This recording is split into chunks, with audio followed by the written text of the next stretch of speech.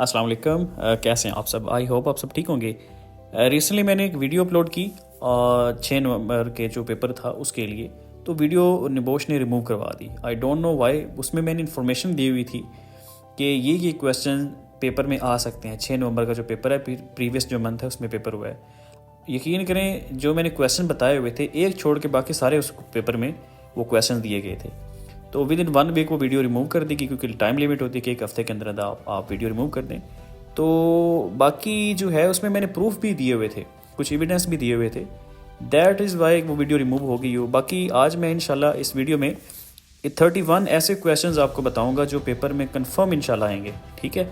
अब ये जो प्रीवियस पेपर्स होते हैं ना, ठीक है, उनके भी बता रहा हूँ, और जो मोस्टली मैंने अपने तजर्बे के मुताबिक, अपने एक्सपीरियंस के मुताबिक इन 4-5 सालों में जो ऑब्ज़र्व किया है उसके मुताबिक आपके साथ इंशाल्लाह शेयर करूँगा। बाकी पेपर के हवाले से भी आपके साथ कुछ इन्फॉर्मेशन शेयर करूँगा। पेपर कब आता है, AI क्या होता है, पेपर में अगर यूज़ करें तो क्या नुकसान हो सकता है, प्लेगरिज्म, मेल प्रैक्टिस, ठीक है, और आप अपने पेपर को अच्छे से कैसे अटैम्प्ट कर सकते हैं। तो कंप्लीट इंशाल्लाह आपके साथ इन्फॉर्मेशन शेयर करूँगा। वीडियो को कंप्लीट देखिएगा। आपको एक एक क्वेश्चन बताऊँगा कि ये क्वेश्चन पेपर में कंफर्म आएंगे। ठीक है।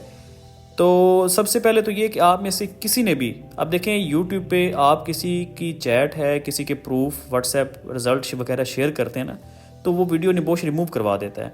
ठीक है, क्योंकि किसी की भी प्राइवेसी होती है, वो आप यहाँ पे शेयर नहीं कर सकते। बाकी आप, मेरा डिस्क्रिप्शन में व्हाट्सएप ग्रुप भी है, उसका मैंने लिंक दिया हुआ है, अपना नंबर भी दिया हुआ है। आप व्हाट्सएप पे जो है मुझसे रब्ता करके, सबसे पहले जो हमारा रिसेंटली रिज़ल्ट है मेरा माशाल्लाह, उसमें तकरीबन कोई 30 के राउंड अबाउट स्टूडेंट्स थे, जिसमें से तकरीबन 26 पास हुए हैं। ओनली 4 स्टूडेंट्स रेफ़र, बाकी जो रेफ़र हुए उनकी भी रिपोर्ट्स पास थी। ठीक है, रिपोर्ट हमारी जस्ट 1 रेफ़र हुई है, हमारी 34 रिपोर्ट्स माशाल्लाह पास हुई हैं। बहुत ही अच्छा रिजल्ट समझा जाता है ये वाला। ठीक है, तो आप में से किसी ने भी गारंटी के साथ टॉप प्रायोरिटी पे अगर अपना पेपर जो है उसमें हेल्प चाहिए हो, IG2 रिस्क असेसमेंट में हेल्प चाहिए हो, दुनिया के किसी भी इंडस्ट्री पे, किसी भी सेक्टर पे, कंस्ट्रक्शन साइट से लेके जिस भी प्लांट में आप काम करते हैं, जो आपका माइंड बनता है कि सर मेरी इस इंडस्ट्री पे रिपोर्ट बना के दें, विद इन 3 डेज़ के अंदर इंशाल्लाह आपको, या 2 डेज़ के अंदर वो रिपोर्ट आपको मिल जाएगी। ठीक है, अगर ज़्यादा इमरजेंसी हो विद इन 1 डे भी बन सकती है, लेकिन ये एक समझ केस में रिस्क होता है। तो बेहतर होता है कि कम से कम 2 डेज़ लाजमी होने चाहिए अगर आप रिपोर्ट बनवाना चाहते हैं। गारंटी होगी कि आपकी जो रिपोर्ट है उसमें प्लेगरिज्म नहीं होगी, AI टूल यूज़ नहीं होगा, आपकी रिपोर्ट इन्वेस्टिगेशन में भी नहीं जाएगी, जेन्युइन रिपोर्ट होगी। आपने बस अपना टॉपिक बताना है कि सर मुझे इस टॉपिक पे आपने रिपोर्ट बना के देनी है। अल्हम्दुलिल्लाह हमारे पास जो रश ज़्यादा होता है उसकी मेन रीज़न यही है कि बहुत ही रीज़नेबल प्राइस में, बहुत ही कम प्राइस में क्वालिटी वाला काम करके दिया जाता है, ताकि अगला बंदा उसका नुकसान ना हो। क्योंकि आपने तकरीबन 1.5 लाख फ़ीस जो है वो पे की होती है, इससे भी ज़्यादा, जो कि आप समझें कि ये पाकिस्तानी फ़ीस की बात कर रहा हूँ, डिफरेंट कंट्रीज़ में डिफरेंट फ़ीस होती है। ठीक है, तो बाकी मेन मकसद यही होता है कि किसी कोई बंदे को कोई, जाहिर सी बात है आपने इतनी फ़ीस पे की होती है, अगर आप रेफ़र हो जाते हैं किसी एक सब्जेक्ट में, तो आपका तकरीबन कोई 60 या 70,000 मतलब कि आपका लॉस होता है। फिर आपको दोबारा 60,000 या 70, या अभी इस वक्त वो तो डिफरेंट इंस्टीट्यूट्स होते हैं, उनके अपने अपने रेट होते हैं। दोबारा रिजल्ट अगर आपने करना हो, अगर आप किसी एक सब्जेक्ट में फ़ेल हो जाते हैं, दोबारा एडमिशन के लिए 60,000 कोई डिमांड कर रहे होते हैं कोई। ये अब जहाँ पे आप एडमिशन लेते हैं दोबारा, उन पे ही डिपेंड करता है। तो बात करने का मकसद ये है कि इसमें लॉस होता है टाइम का भी, और जो है फिर दोबारा एडमिशन लेने में भी टाइम लगता है। तो यही निबोश का जो आपका जो क्या कहते हैं एग्ज़ाम है, तो ये आपका तकरीबन 3-4 महीने मज़ीद लेट हो जाता है। ठीक है, आप में से किसी ने भी टॉप प्रायोरिटी पे पेपर करवाना हो, उसमें गाइडलाइंस लेनी हो, ठीक है, बाकी मैं इंशाल्लाह आपको इस वीडियो में सारे क्वेश्चंस बताऊंगा। बाकी रिपोर्ट है, पेपर में कंप्लीट हेल्प चाहिए हो, कोई प्रूफ चाहिए हो, आप व्हाट्सएप पे रब्ता करें। वहाँ पे आप जो है जितने भी प्रूफ होते हैं आप देख सकते, आपको मैं शेयर करूँगा, आप उनको देखिएगा। उसके बाद आप सोचिएगा कि पेपर या रिपोर्ट या जो भी दुनिया की किसी भी इंडस्ट्री पे रिपोर्ट बनवानी हो, इवन के जो लेवल 6 डिप्लोमा होता है हेल्थ एंड सेफ्टी में, निबोश ID वगैरह होता है, उसमें भी आप गाइडलाइंस ले सकते हैं। मेरा अभी रिसेंटली निबोश डिप्लोमे का रिजल्ट आया था मेरे कैंडिडेट का, अल्हम्दुलिल्लाह उसको मैंने बहुत गाइड किया, उसकी हेल्प की बहुत ज़्यादा। ठीक है, तो उसका बहुत अच्छा रिजल्ट है। अगर आपने वो रिजल्ट का प्रूफ देखना है वो भी आपको मैं दिखा सकता हूँ।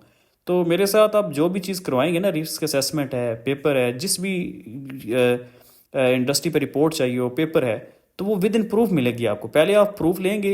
हर बंदे देखें, जब आप कोई असिस्टेंस लेते हैं ना किसी से, तो सबसे पहले उसकी हिस्ट्री देखें, उसका पास्ट देखें, उसका बैकग्राउंड देखें कि ये जो इस काबिल है भी या नहीं है। ठीक है, तो अल्हम्दुलिल्लाह I have a strong background. ठीक है, कि मेरा एक स्ट्रॉन्ग बैकग्राउंड है जिसमें मैं तकरीबन 2019 से निबोश IGC 1 है, IGC 2 है, बहुत ही ज़्यादा हज़ारों स्टूडेंट्स को हेल्प कर चुका हूँ कि यहाँ पे रिपोर्ट में फायर का हैज़र्ड है।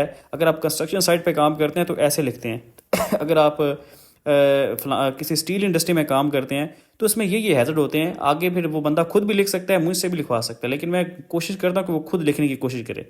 लेकिन कुछ होते हैं स्टूडेंट्स या ऐसे बंदे होते हैं जो रिस्क नहीं लेना चाहते, क्योंकि अगर वो खुद चीज़ें लिखते हैं तो उनमें रेफर होने के चांस ज़्यादा होते हैं। ठीक है, आप सबसे पहले एविडेंस देखें, प्रूफ देखें, उसके बाद आप रिस्क असेसमेंट या पेपर करवा सकते हैं। ठीक है, तो सबसे पहले तो ये कि अगर आप पेपर खुद सॉल्व कर रहे हैं, ठीक है, पाकिस्तानी टाइम पेपर शुरू होगा तकरीबन 4 बजे।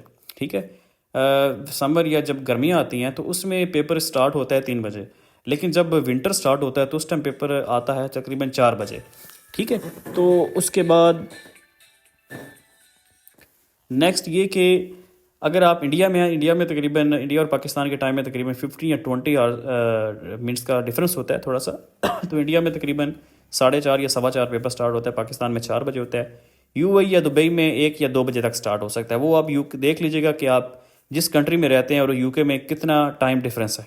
ठीक है, तो गूगल पे भी आप ये चीज़ नोट कर सकते हैं। ठीक हो गया। उसके बाद ये कि जब आप पेपर सॉल्व करते हैं तो काइंडली AI टूल यूज़ ना किया करें, उसमें प्लेगरिज्म का केस आ सकता है। आप इंटरव्यू में अगर रेफ़र होते हैं, इंटरव्यू आप अच्छा परफॉर्म नहीं करते तो इंटरव्यू में भी आप रेफ़र हो सकते हैं। ठीक है, अब मेरे साथ जो स्टूडेंट्स लिंक्ड होते हैं ना, उनको मैंने इंटरव्यू की तैयारी करवानी होती है कि उनका जो पेपर सोल्व होता है उनको बताना होता है कि ये क्वेश्चन है, इस तरह से वो आपसे एग्जामिनर पूछ सकता है। ठीक है, ये तो खैर क्लोजिंग इंटरव्यू की वीडियो होती है, लेकिन जो मेरे अपने कैंडिडेट्स होते हैं उनको मैं अलहदा से तैयारी करवाता हूँ इंटरव्यू की। उनको कहता हूँ कि जो आंसर शीट है उसको अच्छे से रीड करें, इसी में से पेपर आएगा। वो क्वेश्चन आपको घुमा फिरा के पूछ सकता है, एग्जामिनर क्वेश्चन सिंपल नहीं पूछेगा, वो आपको पूछ सकता है कि ये यहाँ पे सुपरविजन का मसला था तो क्यों था। ठीक है, तो बाकी आपको जो है पेपर 24 आवर्स का टाइम होता है। आप पेपर रिलैक्स होकर करें, AI टूल यूज़ ना करें, ChatGPT इस तरह की चीज़ें यूज़ ना करें, क्योंकि ये अगर आप यूज़ करेंगे तो नुकसान होता है। ठीक है, क्योंकि जो टर्निटिन होता है वो प्लेगरिज्म भी शो करवाता है वो ये भी बताता है कि AI टूल कितना यूज़ किया गया है।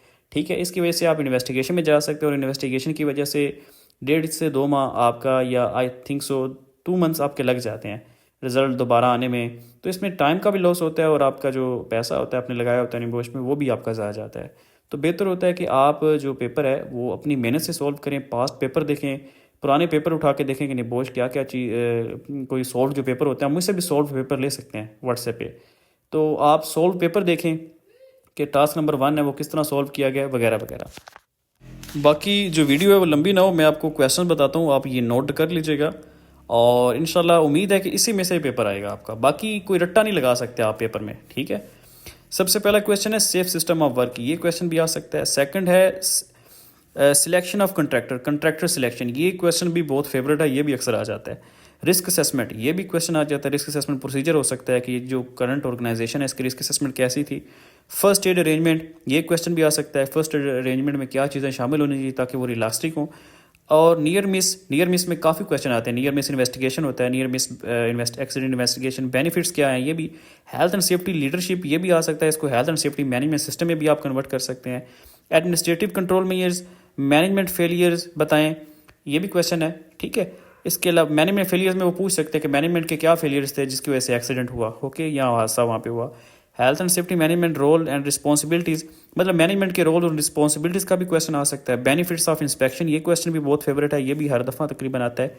इसके बाद है obligation of employers, article R164, ठीक है, आर्टिकल 10, ये एम्प्लॉयर की जो रिस्पॉन्सिबिलिटीज़ होती है ना, ये क्वेश्चन बड़ा फेवरेट है, अक्सर आ जाता है इसके बाद नेक्स्ट क्वेश्चन है इंडक्शन ट्रेनिंग, ये भी याद कर लीजिएगा, ये भी क्वेश्चन आ जाता है। इसके अलावा वर्कर्स रिस्पॉन्सिबिलिटी ILO C155, ठीक है, आर्टिकल 10 पार्ट A, ये भी क्वेश्चन आ जाता है। वर्कर्स इन्वॉल्वमेंट, ये भी क्वेश्चन आ जाता है, वर्कर्स इन्वॉल्वमेंट का क्या फ़ायदा है हेल्थ एंड सेफ्टी में या ट्रेनिंग में। एमरजेंसी प्रोसीजर, ये क्वेश्चन भी आ जाता है। इंडिविजुअल फैक्टर, ये भी क्वेश्चन आता है। ह्यूमन फैक्टर्स हमें बताएं कि जिसकी वजह से वहाँ पे एक्सीडेंट हुआ या हादसा हुआ वो। इसके बाद जॉब फैक्टर्स, ये भी क्वेश्चन आ जाता है। इसके बाद ऑर्गेनाइजेशनल फैक्टर्स, ये भी। एक्टिव एंड रिएक्टिव मॉनिटरिंग, ये क्वेश्चन भी फेवरेट है।